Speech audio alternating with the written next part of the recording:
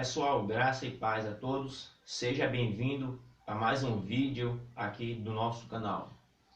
O tema de hoje é sobre o dízimo de Abraão.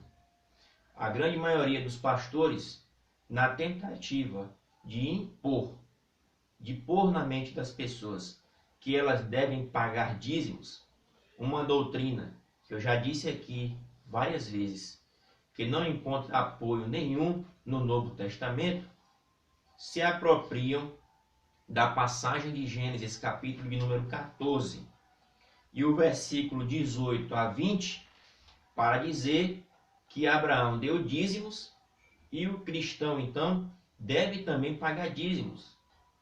É interessante que, costumeiramente, os pastores fazem uma ligação do texto de Gênesis 14, 18 a 20, a Hebreus, capítulo 7, e versículo 4, quando o autor aos Hebreus tem esta mesma passagem em mente para dizer que Abraão deu o dízimo dos despojos.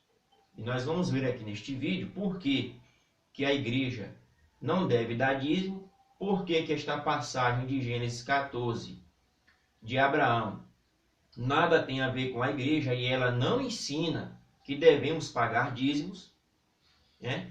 Nós vamos ver nas Escrituras, que é o que os pastores não gostam de ensinar. As Escrituras de fato, a doutrina bíblica, especialmente a doutrina dos apóstolos. Alguns pastores costumam usar o argumento de que coisas do Velho Testamento valem para a igreja hoje, mas o dízimo não vale. Dizem que o Salmo 23, o Senhor é meu pastor e nada me faltará, é válido, a igreja abraça, mas o dízimo os crentes não querem abraçar. Que argumento? Será que esse argumento que eles usam é contundente? É válido? É um argumento que merece respeito?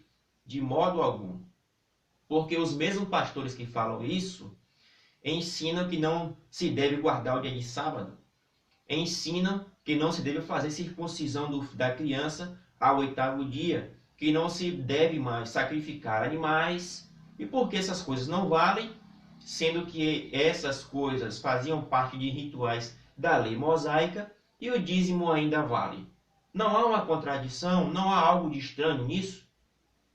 Pois bem, vamos à passagem de Gênesis. Vamos ler as passagens para nós verificarmos se esse texto dá base para a aplicação de dízimos na igreja do Senhor.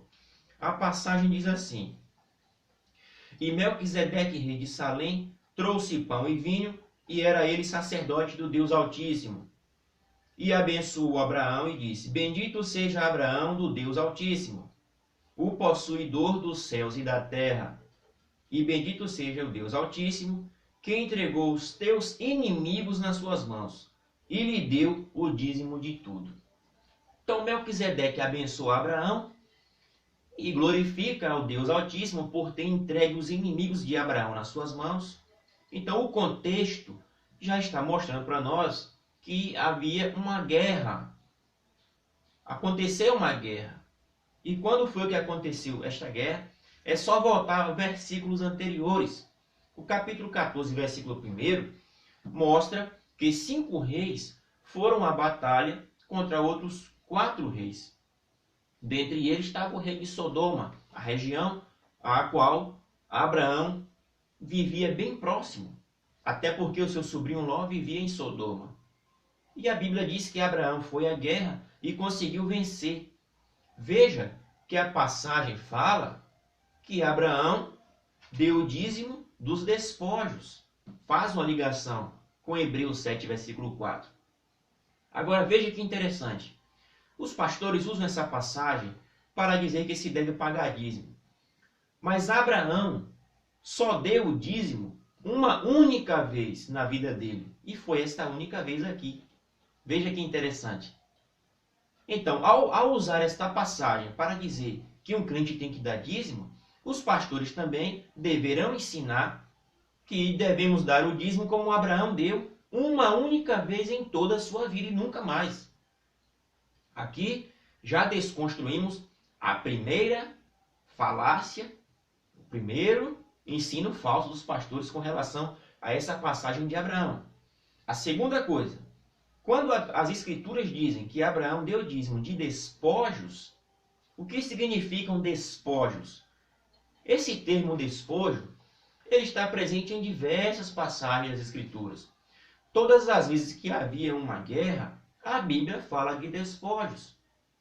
O exército que vencia a guerra, os vencedores da guerra, pegavam tudo aquilo que era possível pegar do reino inimigo, de armas, de alimentos, de dinheiro, se possível até de pessoas, levando presas, animais. Então veja, isso é despojo, é você vencer uma guerra e você agora ter direito aos bens, às propriedades daquele povo ao qual você venceu na guerra. E Abraão deu dízimo dos despojos, do que ele conquistou na guerra.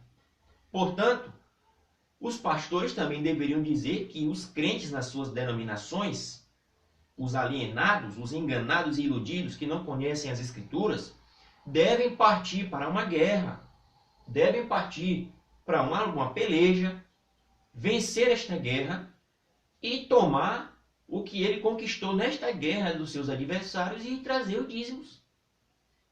Já parou para pensar nisso? Terceira coisa, esses despojos não eram de Abraão. Abraão não deu dízimo do que era seu, como os pastores ensinam. A Bíblia diz que Abraão usou 10% dos despojos que eram do rei de Sodoma para entregar esse dízimo a Melquisedeque. Isso está claro no texto.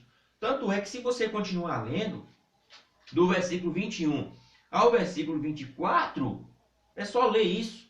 O rei de Sodoma insistiu para que Abraão recebesse uma recompensa.